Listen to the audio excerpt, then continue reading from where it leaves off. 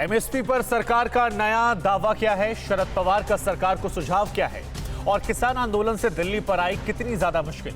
देखिए टॉप 9 विवाद वर्सेस संवाद। किसानों से कई दौर की वार्ता बेनतीजा रहने के बाद केंद्रीय मंत्री कैलाश चौधरी ने कहा कि सरकार हर तरह के संशोधन के लिए भी तैयार है। ऐसा है कि हमने तो बिल के अंदर संशोधन करने की भी बात की है कि किसानों को जिन जिन विषयों पर अगर कोई शंका है तो उसका समाधान करने के लिए तैयार है। किसान आंदोलन को लेकर एनसीपी ने मोदी सरकार को चेतावनी दी है। शरद पवार ने कहा कि किसानों की मांगों पर विचार नहीं हुआ तो दिल्ली तक सीमित नहीं रहेगा आंदोलन। पवार ने कहा कि कृषि बिल को पास करने से पहले चयन समिति के पास भेजा जाना चाहिए था।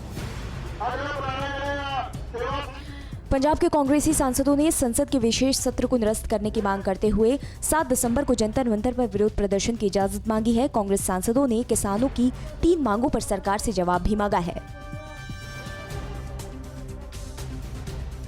किसान आंदोलन की वजह से हरियाणा में जेजेपी के समर्थन से चल रही खट्टर सरकार की मुश्किलें बढ़ सकती हैं। जेजेपी के 3 विधायकों के बाद अब अमरजीत ढांडा भी किसानों के समर्थन में उतर आए हैं। तो हम तो उम्मीद करते हैं भाई अच्छा फैसला करेगी, भाई किसानों बात मानेगी। खिलाड़ी से नेता बने बॉक्सर विजेंद्र सिंह किसानों के समर्थन में सिंघू बॉर्डर पहुंचे और कृषि कानूनों के विरोध में खेल रत्न वापस करने का ऐलान किया।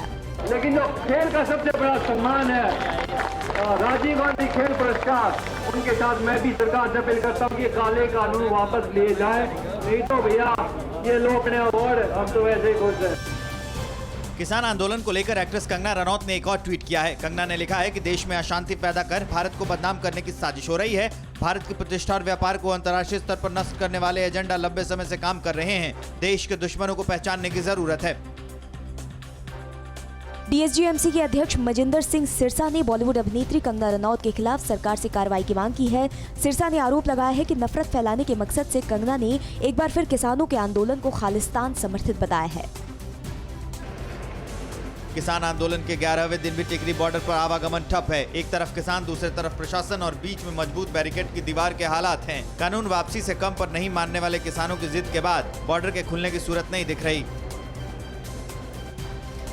कोरोना के बाद अब किसानों के रास्ता रोके जाने से कानपुर में ट्रांसपोर्टर्स परेशान हैं। उत्तर प्रदेश, हरियाणा और पंजाब से लगे रास्ते के बंद होने से व्यवसाय प्रभावित होने लगा है। लगभग 500 से अधिक ट्रांसपोर्ट वाहन जहां तहां खड़े हैं।